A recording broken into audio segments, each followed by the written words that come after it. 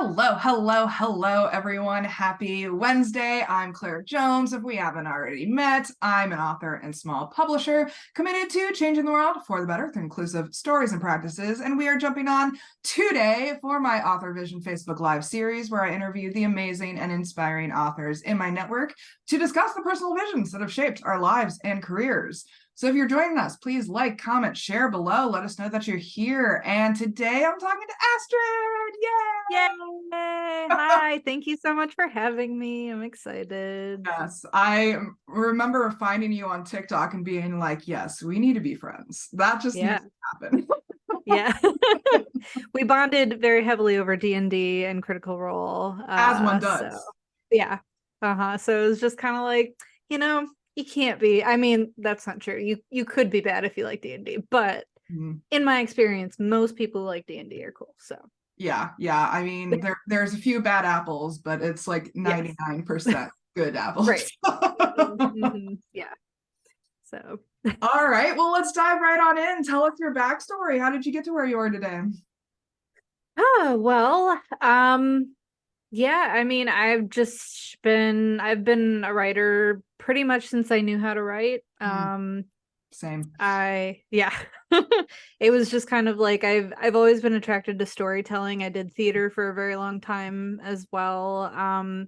And as I grew older, I just kind of figured out that writing was more of my passion as far as creating my own stories and things like that. And it wasn't until a few years ago that I discovered the self-publishing community, mostly from Twitter, but also a few of my friends in real life have gone that route as well and found a lot of success. So I decided to go through independent publishing, and in 2022, I released my first book, Perception Check. People seem to like it. I think. And so that's kind of where I'm at right now. I have that book out. I have another book out with a couple other author friends, also D&D inspired. And I'm hoping to release the sequel to Perception Check in May of this upcoming year. So a lot of stuff going on behind the scenes, but man, don't I know. I have to dive right back into writing my third book, and I just had like the second launch last week, and it's been on my to-do list to like continue writing the third book. Yeah. Like, all right, like it's hard. It's hard not to just be like, okay, task is done, so we're all good. Let's like hang back, and then you're like, oh wait, no, hold on, I gotta keep doing this.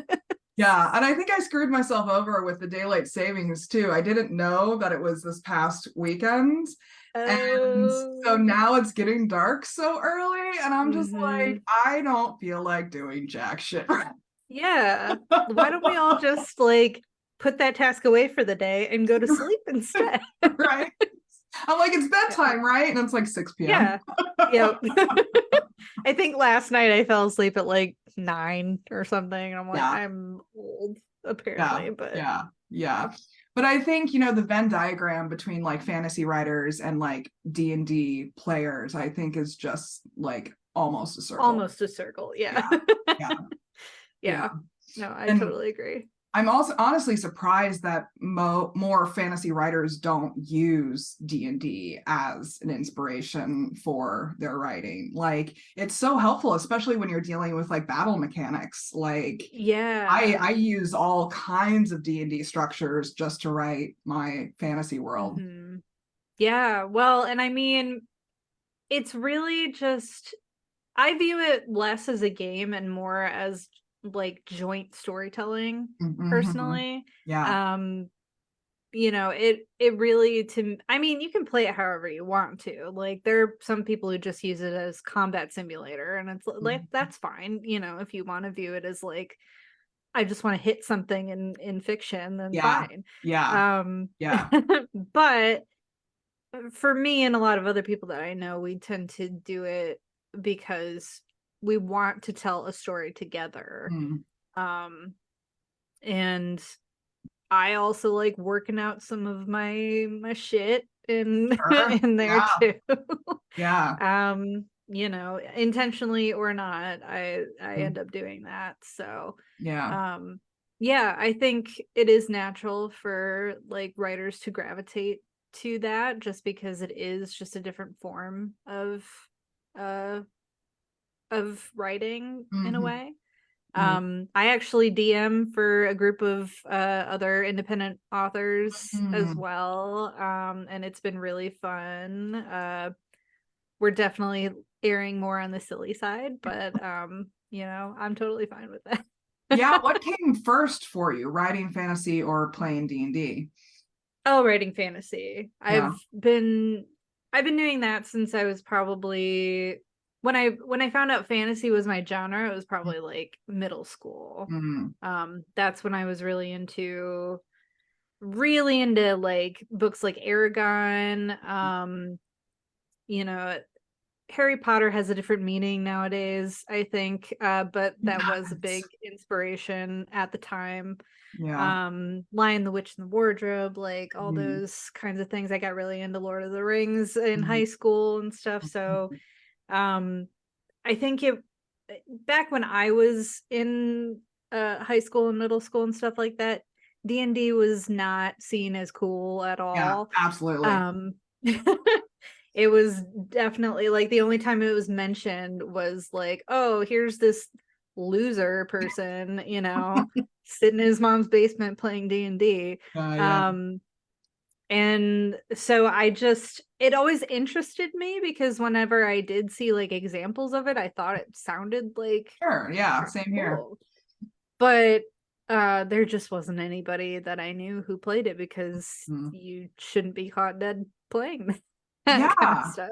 I mean, even the whole realm of tabletop games, I think, was also considered to be a nerd niche. You Yes. know, like Yeah. I didn't have friends that did board game nights in high school. You know what I mean? Right. Like that wasn't a Yeah. thing back then for some reason. Yeah. Well, and I think a lot not to get too like oh the history of D&D, but I think a lot of uh in the 2000s they released I'm not sure exactly when they released fourth edition. It was Mhm. not a great edition of D&D. Mm. People notoriously think it is not great. Mm. And so it started really dying off Mm. around that time. Because it was still pretty like it went pretty long through like the 80s, even a little into the 90s, but then in the 2000s when fourth edition came out, it was kind of like maybe this is dead, you know, and Mhm. like a lot of people just ignore fourth edition in general and just stick with third edition. Like a lot of people think that's the best edition. Mm. But then when fifth edition came out in 2014, I Mm. believe, and that's when the boom happened, That would make because that happened. yeah. And I think also Critical Role was a huge Yeah, they started in 2016, I think. 2015, yeah, 2015. very very shortly after Mm. fifth edition came out. Hmm. And I really think that was like an introduction for a lot of people. Absolutely. I mean, it was mine for Yeah, sure. right, yeah. So I think that really like helped things, not to be like too much of a No, deep dive. I mean, I love it. I love it because I have a Yeah. very similar experience where like I heard about it growing up. Like I knew it Hmm. was a thing, but like it wasn't a thing. Yeah. Like, people weren't inviting me to their D&D groups, and I actually, Right. I had a boyfriend that actually introduced me to D&D in Mm. general because like I had a friend who I mentioned that I might be interested in playing because she was in a Mhm. D&D group, and I was like, that sounds cool. I want to try that Right. out. And so she introduced me to her DM, who I ended up to date.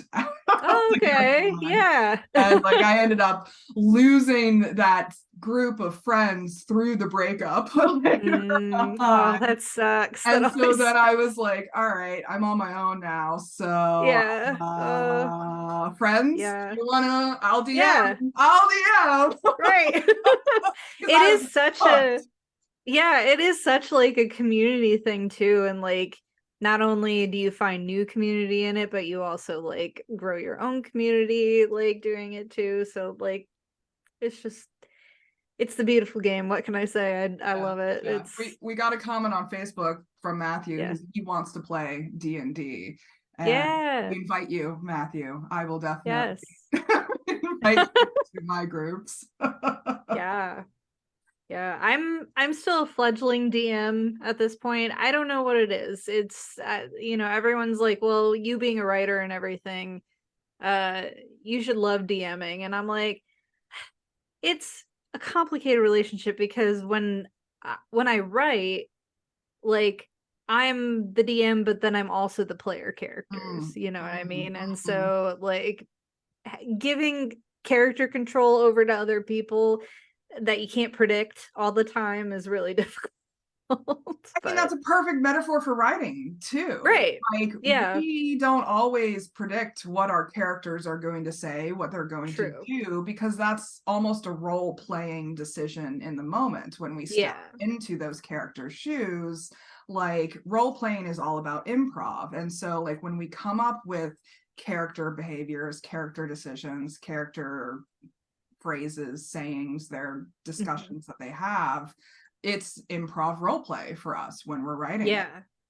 Yeah. No, and I totally, because when I write a book, I'm mostly focused on character. Mm, That's like where I would say 85% of my focus is like what is serving the character. mhm, And I think that's why I like playing in D&D a little bit better, is because I see stories through a character's mm, perspective, um, rather than like the omniscient mhm, perspective of a mhm. god or whatever. So I yeah, mean, that's it's a whole discussion in its own, is like the right. third person limited first Yep. person using second person. Like that is a Hmm. whole other discussion Yeah. in the world of writing. And Yep. like I'm kind of similar to you where I use limited third person. Like they aren't Hmm. omniscient, but it is third Yeah. person still at the same time. Yeah.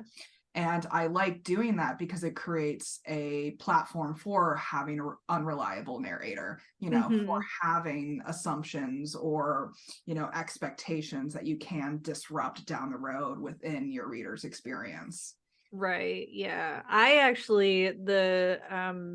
I've been writing in first person present, Mm, which is like a whole thing in and of itself yeah, of yeah, that's hard to do, I okay, think. you are the character. Yeah. Yeah. It's hard. It's easy and it's hard because, I kind of see it as just not writing my thoughts down, but I know what it's like to have that running narrative in my head Totally. all the time. Yeah. So I think it's easy in that way, but then in another way it's like, oh well, you're not being you, you're being this other person. And so what Hmm. is this person thinking in this moment? So yeah, Yeah. it's definitely a What challenge. lessons have you learned along the way in this journey? Oh God. Um, lots. I mean, not even from a technical perspective, because there's so much that like I've learned about independent publishing in general. Absolutely. Yeah. Um, I think people don't realize just how viable it is, but also how much work it is as well. Yeah. Um, but if we want to go solely based, I don't even know. We could go so many different directions with that It's question. wherever you want to Um, take it, man. um, I I think the lessons that I've learned, and it's one that I'm currently learning, I think that I'm trying to kind of get over, is that whether or not you have an audience, Mm, you have an obligation to yourself to create the best version of work that you can put out. mm, And yeah, like that's one that's really been sticking with me lately. mm, Just as somebody who, when I wrote my first book, um, nobody knew who I was. Nobody read anything that I'd written. for the most part. And there were no expectations, you know. So I struggled with writing it because, you know, it was kind of my baby. But like there wasn't any expectation with it. So when I put it out, I was like, okay, cool. Well, it's there, it's out. Yeah. And now going into the second book, Yeah. there's expectation now. There are Yeah. people in my TikTok comments being like, when's the second book coming out? I can't wait. I've read your book. There's someone who's like, oh, I've read your book like 3 times already. And I'm like, oh no. Oh no. I mean, oh yay, but also oh no. I know. I mean, it's the unbearable act of being perceived too, isn't it? Yes, which I hate being perceived most of the right? time. I might be in the wrong profession. Who Like, knows? oh, I'm so exposed now. I had Right. that panic attack when I realized that like my family was most likely going to be writing the reading the smut that I write, and I'm like, do I want to have these conversations? Like, do I? Yeah, I don't write smut, so like there's at least one thing that I can avoid. I commend you for doing that. Yeah. But I think also my my book is the first book a little less so, but every book to follow is just more and more queer. I myself am a queer person, and I have been using this series to do a lot of dissecting of my own sexuality and my own gender and things like that. And yeah, having people like see all of that struggle, and also like in that same vein, it focuses a lot on mental health and trauma and growing past trauma and dealing with mental illness long term. And I've been praised in reviews saying like the mental illness aspect of this is so good. It is so real, and it, you know, it feels genuine, and it's like, it's because it is genuine. I might know what I'm talking about. Yeah, you know, like there are literally just my thoughts coming out in here, and like it's really difficult to be perceived, and then also to just have like the expectation of like, okay, you're gonna keep delivering then, right? You know, it's gonna be the same high that I get every single time, right? And if it's not, if it falls even a little bit short, then gonna be upset, you know. So that has really been hurting lately, I think, and has been making it a little difficult. But sorry, go ahead. Finish your thought. Oh no, I was just gonna say I've been slowly working through it of like I'm not gonna be satisfied if I put out a mediocre product or you know, something that's not true to me. So I think, you know, it in a way it's the struggle of like what's more important, the readers or the writer. Oh man, the age-old discussion, right? Yeah, and like I definitely do feel a I feel a need to like give readers what they want and everything, but also at the end of the day, I'm the one who has to like put this down on the page. I'm the one who has to live with it attached to my name. So I'm going to make it as me as possible. Yeah. Mm-hmm. I mean, one of the habits that I recommend to most first-time authors is get used to rejection. Yeah. You know, whether it's your book being rejected, whether it's you being rejected, whether it's your struggles being rejected, like you have to become comfortable with that rejection process. Otherwise, you're just going to have your heart stomped on over and over and over and over again. And you have to give it some golden plating for it to survive all of the stomping. Yep.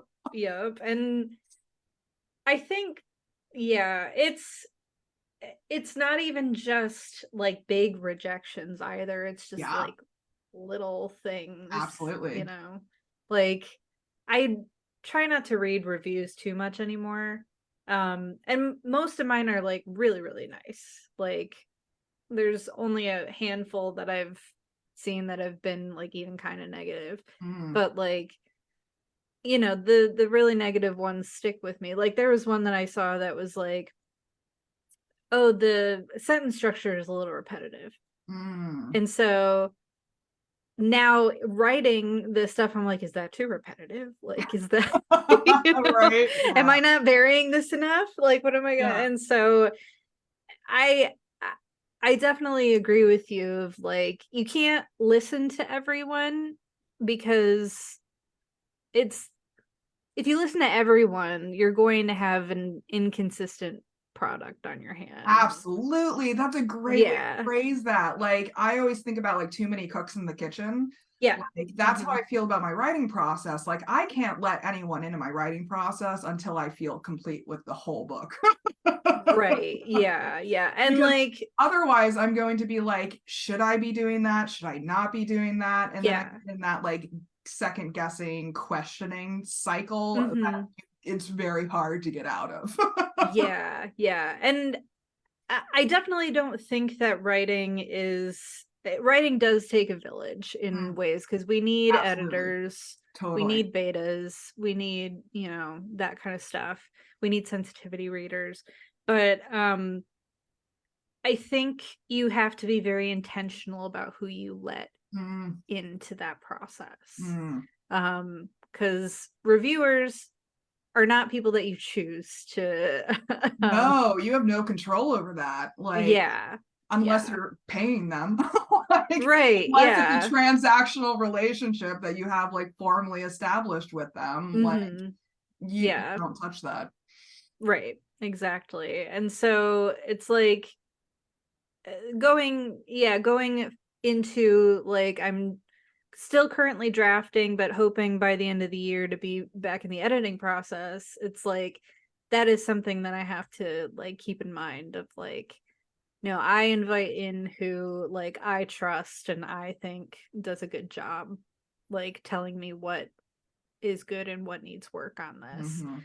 Um and then everyone after that is just noise in the wind. Yeah, I yeah, guess so. right. Hmm. Yeah, I mean, it's an exercise in contradictions at the end of the day. Like, Yes. I was thinking about this before when you were talking about basically perfectionism and like making sure that you Mhm. have like the highest quality product that you release to Yeah. your audiences. But you can't be 100% perfect either. Like, Yeah. that's the thing about typos. Like, typos are cockroaches, they're going to survive nuclear Yeah. war. So Right. there's nothing you can do to make your piece the most perfect piece ever, but you do have to have some sort of quality metric that you are Hmm. aiming for. So it's like this Right. exercise and having these opposing forces, like Yeah. imperfection versus perfection, time versus quality, you know, Yeah. like having people come into the writing versus like gathering feedback from other people. Like, it's Hmm. all a balancing act.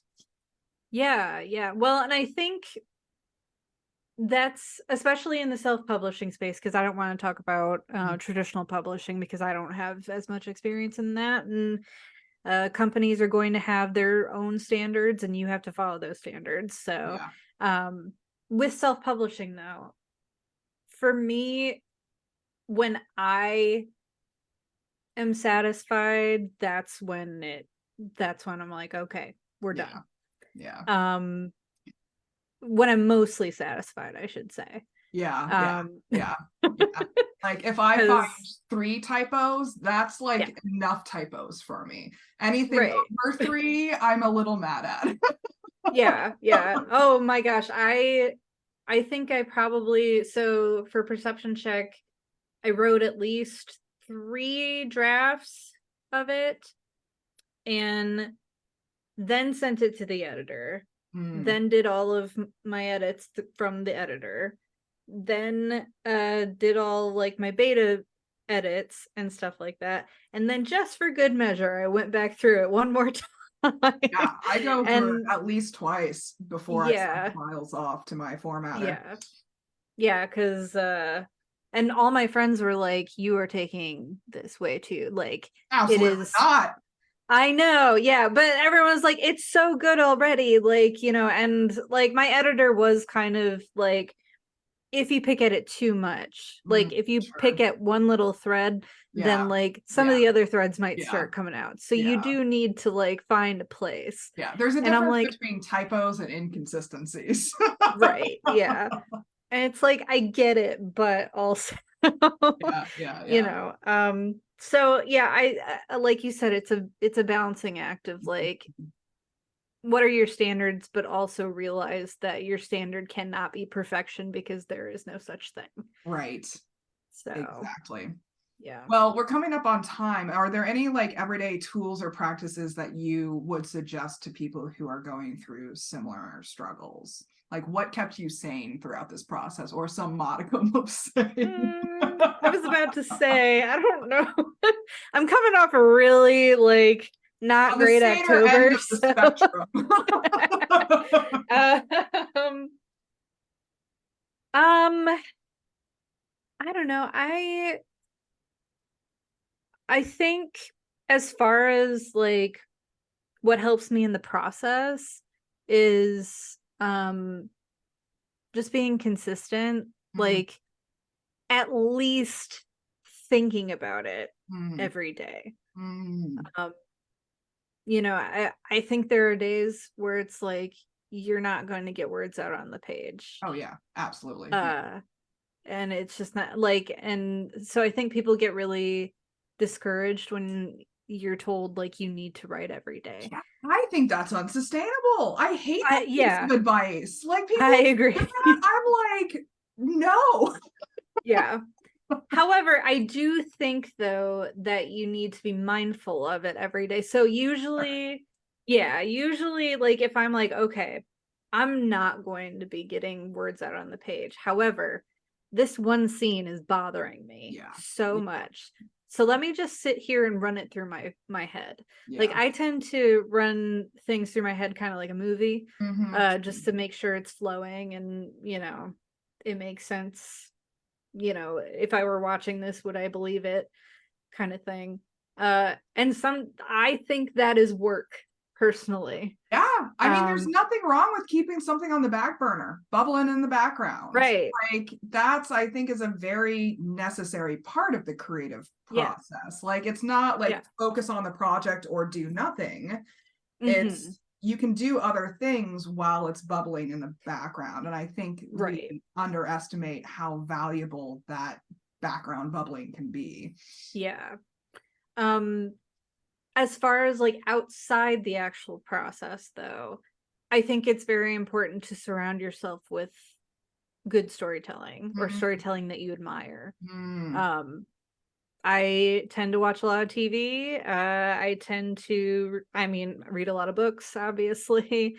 Um, that kind of stuff keeps me uh inspired, and it also like I look at things like that and I'm like, that's what I want to do. mm. That what particularly about this do I want to embody? Yeah. Um, and so that I feel like is extremely helpful to kind of know like to keep your creative like mind going, Mm, but then b also being able to identify like, how did this particular storyteller achieve this mm, emotion, or how mm, did they, you know convey this theme with this thing and stuff like mhm. that. So I that's just what I have found helpful. Yeah. And also just like going outside of your preferred medium as Mm, well. sure. Um, I think there's a lot of people out there who are like, oh, well, if you're going to be a book writer, you need to spend most of your time reading books. You need to read like 100 books a year or whatever. And yeah, it's Yeah. like, it's not happening. Yeah. I mean, my whole relationship to music changed once I started writing for Yeah. a career. Yeah. Music is so like inspirational for me. Like once I realized that I could use it as like an emotion regulation tool, I was like, oh, yeah. I can use songs to tap into character perspectives. Yeah. There's certain songs that I assign to characters, and when I'm struggling to step into their shoes for a particular dialogue scene, often I just play that song like 5 times in a row. Yeah, To yeah. like get Well, myself into that emotional state that I'm looking for. yeah, yeah. Well, and I often have like songs that like grab me and I'm like, oh, this reminds me of this character. Yes.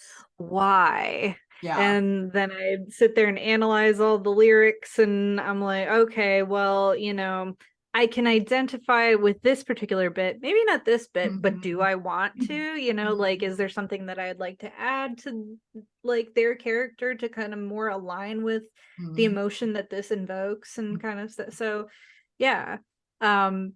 But also like I said, television, I find television and like movies and stuff like that to be really helpful. Yeah. Especially if you want to write good dialogue. Yeah. Because that's pretty much all what TV and movies are, is just people talking to each other. So hearing like good actors like riff back and forth realistic dialogue to each other is really helpful. Yeah. Like graphic novels, like getting a visual with writing and everything like that, I think is really helpful. So I think it's very helpful to go outside of like what your preferred medium is, just see how other mediums do it and what you want to take with you to that creative process as well. Absolutely. Wholeheartedly agree. Yeah. Anything else you want to add before we wrap up? Oh, I have a Kickstarter going on right now.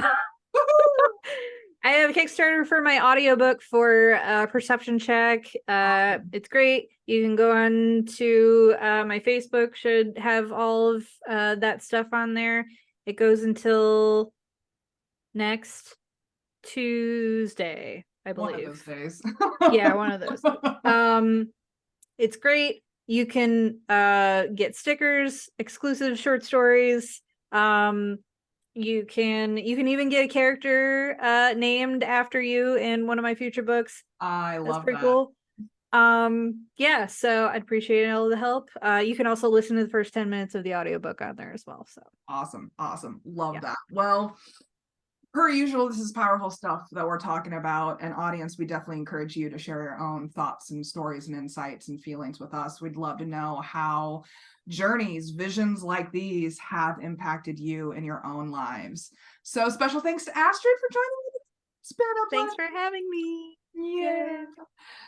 So please comment, like, subscribe below. Check out linktr.ee/clairjoyance for my links. And then where can people find out more about you?